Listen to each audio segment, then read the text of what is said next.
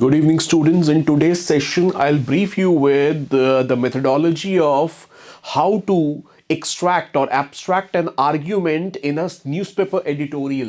तो आप जैसे देख सकते हैं finding arguments in an editorial. एक एडिटोरियल में जैसे कि आप सबको पता है what exactly an editorial is. Editorial normally चाहे वो द हिंदू का हो या चाहे वो द हिंदू का हो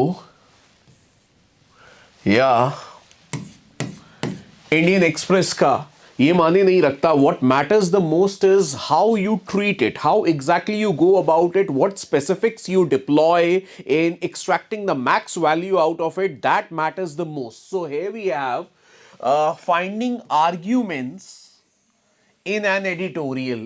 Argument, what exactly in an argument? I have tried my best to define the basic structure of an argument in the text that I have set out here for you on board. Argument, it's a triple componental integrated structure. Argument is a triple componental integrated structure out of which the two components are highly essential. That's what I will try to give you a proper brief of in this brief session that we have kept in order to keep you well abreast, in order to keep you, in order to let you have a proper familiarization spell with the methodology of extracting arguments from a newspaper editorial. First and foremost, try to conceptualize the basic structure of an argument. सबसे पहले आपको you have to do some mind mapping. You have to make a picture of what exactly an argument is at the forefront of your mind. Basic structure argument का क्या होता है? Argument हमेशा शुरुआत कैसे होती है आर्ग्यूमेंट की? With the expression of an individual opinion. with the expression of an individual opinion. इस expression of an individual opinion को आप claim of an argument भी बोल सकते हैं. claim of an argument. ठीक है. अखबार में मान लीजिए कोई भी एडिटोरियल है, किसी भी well educated intellectual लिटरेटर strategist political review analyst, किसी का भी आपको एक एडिटोरियल दे दिया गया है, किसी का भी आपको रिव्यू दे दिया गया है, किसी का भी आपको ओपिनियन सेक्शन में ओपेड दे दिया गया है. अब आपको करना क्या है? इस पूरे पैसेज में से, इस पूरे टेक्स्ट में से, इस पूरे एक्सेप्ट में से you have to find the line. आपको वो लाइन ढूंढनी है that is marking the introduction of an opinion, जो एक ओपिनियन के इंट्रोडक्शन को मार्क कर रही है, जिसके through you can easily settle down on the point, settle down on the very idea that this particular line is marking the introduction of an author's opinion or of an individual's opinion who is having literary or intellectual interests. Once you have acquired this standpoint, this particular point of initiation of an argumentative text, you are well ahead on your journey to identify what exactly an argument is and how much of the text we need to extract in order to claim that we have finally had the argument in our hands. तो सबसे पहली चीज मैंने जैसा आपको बताया, first and foremost try to conceptualize the basic structure of an argument. आपके argument के basic structure में तीन elements होते हैं, तीन components होते हैं. Number one, claim of an argument. Number two, multiple supports of an argument. और ये जो multiple supports of an argument होते हैं, इनको बोला जाता है premises. जैसा कि मैंने आगे लिखा है, the basic structure of an argument can typically be set out as an integrated combination of three elements. तीन elements, इसमें मैंने दो ही को मेंशन दिया है, तीसरे को मेंशन नहीं दिया है. Why I haven't let the space be devoted to the mention or to the reference that was due to be paid to the third element as well. But the reason being that it is a non-essential element and we are better to avoid space, unnecessary space assignment to areas or components that are not worth the functionality which textually they are provided with, which textually they are assigned or ascribed to. तो कहने का मतलब क्या है, हमारा सबसे पहला जो एलिमेंट होता है that is claim of an argument.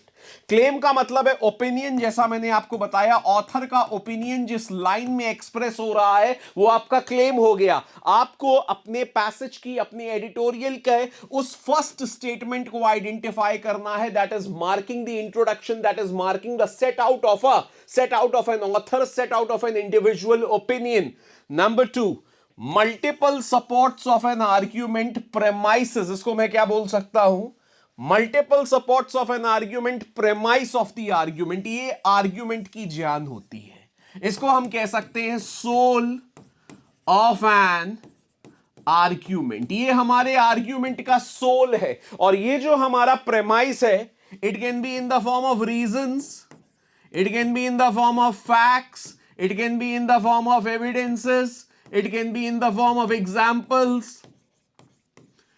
etc. कई सारे मल्टीट्यूड ऑफ फॉर्म्स में ये आपके सामने आ सकता है.